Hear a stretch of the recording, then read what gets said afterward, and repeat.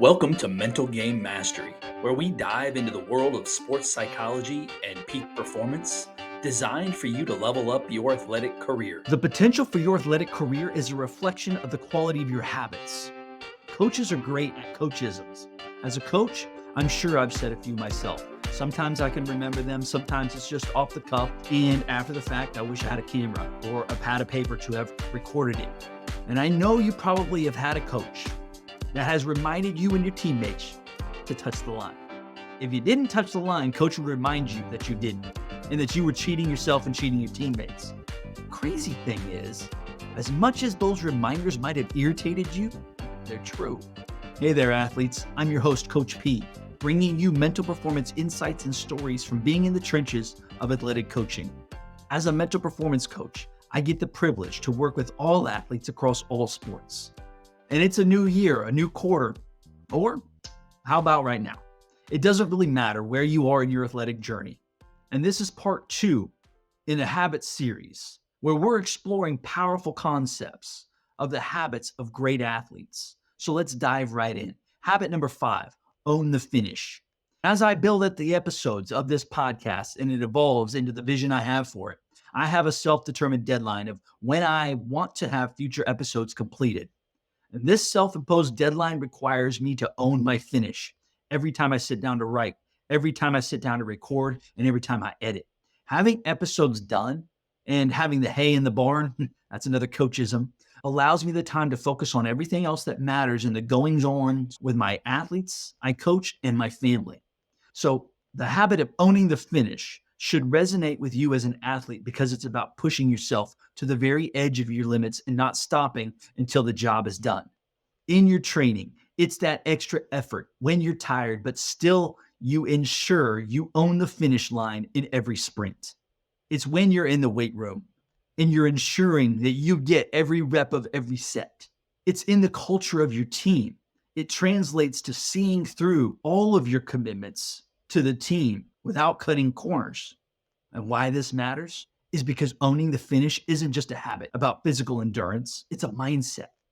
It's what separates the good from the great. When you commit to owning the finish, you're building a habit of integrity, of resilience, and of excellence. It's about doing the full work, leaving no doubt, even when no one is watching, especially when it's tough. That's the mental game. So, how can you start to build this habit of owning the finish? Here are some tips. Number 1, set clear, measurable process goals. Clearly define what owning the finish looks like in your training, in practice, in performance, and in your personal life. Number 2, practice mindfulness. Be present in your efforts. Be where your feet are. Do the thing that needs to be done in the moment. It's not just about the physical aspect of can it be done, but mental toughness to see it through. Number 3, accountability partners. Train with someone. Work out with someone who won't let you cut corners and will push you to own the finish. Owning the finish instills a level of discipline and commitment. It's about doing the little things right every single time. And habit number 6, the habit of one more. And I know you can hear your teammates encouraging you in the weight room with that phrase, come on, give me one more. But it's more than just that. To be a world-class athlete, it's about doing more than is expected. It's about pushing past your perceived limits, doing a little more than what was expected of you. In all the teams that I've had the privilege of being a part of, we call them by the team name with the word rep after it.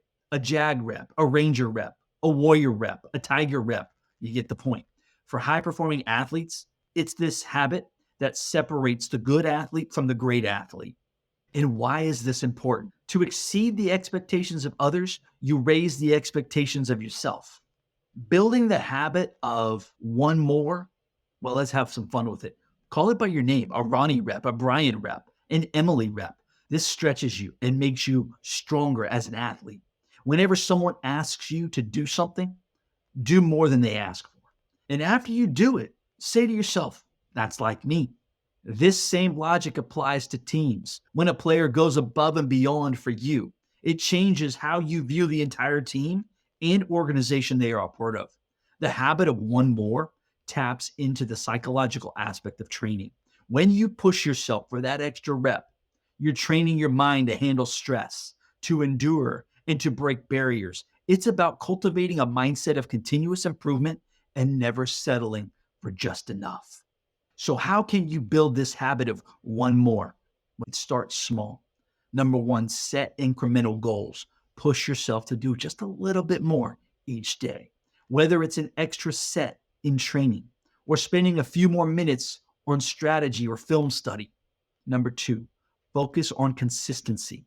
It's not about making a huge leap in one day, it's about getting a little bit better with consistent, small improvements. And number three, mind over matter. Cultivate your mental toughness. When your body says no, let your mind say yes. Habit number seven. In habit number seven, the habit of alignment. If you want to inspire others, you need to inspire yourself first. You have probably realized by now it was easy to get excited about being an athlete when you first started in your sport. As you come to realize, being an athlete is not easy.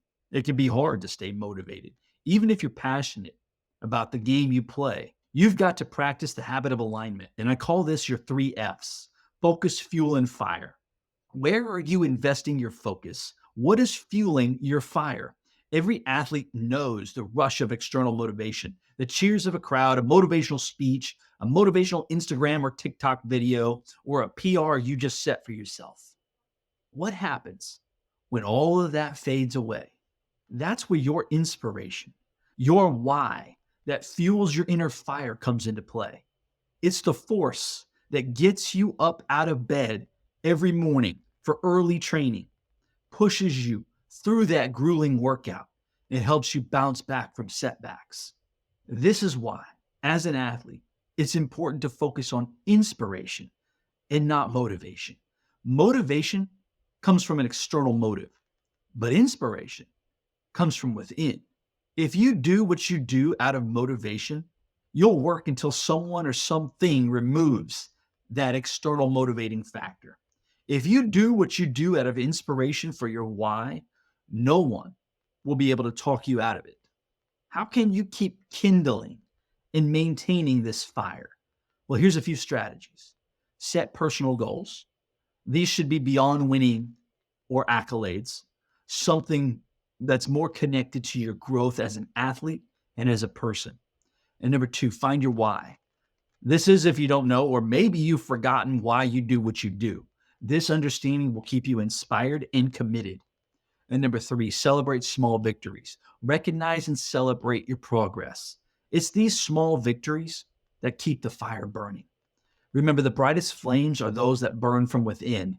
Fueling your internal fire isn't just a habit, it's a commitment to yourself. And habit number 8, imagine with me for a moment you've hit a setback, a tough loss, an injury, or a performance below your standards. Here's the question: what do you do next? This is where the habit of getting up comes into play. It's not just about bouncing back, it's about consistently and persistently and almost stubbornly stepping back into the fray, regardless of previous outcomes. So let's cue the Rocky clip of his talk with his son. You know the one I'm talking about, and that scene still gets me fired up. Resilience is a psychological skill. We don't need more people in this world that reach for the reset button on the video game console when things aren't going their way. Continuing to stay in the fight involves a calm confidence in the face of adversity and evolving through it. For you as an athlete, this habit means viewing challenges as opportunities. The difficulties you experience happen for you, not to you. And this should excite you because you're growing, you're learning. Maintain that positive outlook by getting back up. But this habit of getting back up, it's a choice. And sometimes a moment by moment choice. So here are some tips to help you build your get back up habit. Number one, embrace the suck. Use setbacks as an essential part of your journey. And number two, maintain a growth mindset. Focus on what you can learn from each experience. And number three, stay connected. Lean on your corner team. Remember, every time you choose to get up off the mat, you're one step closer to achieving your level of greatness. Thank you for tuning in to today's Mental Game Mastery. If you found this insightful and helpful, don't forget to hit that like button. Share this video with other athletes, with your coaches, And definitely subscribe for more insights on mental performance. Be sure to share your own strategies for your mental game. Don't be shy. And until next time, stay composed, continue to build great habits, and look to perform at your best when it matters most. And remember, the time is now.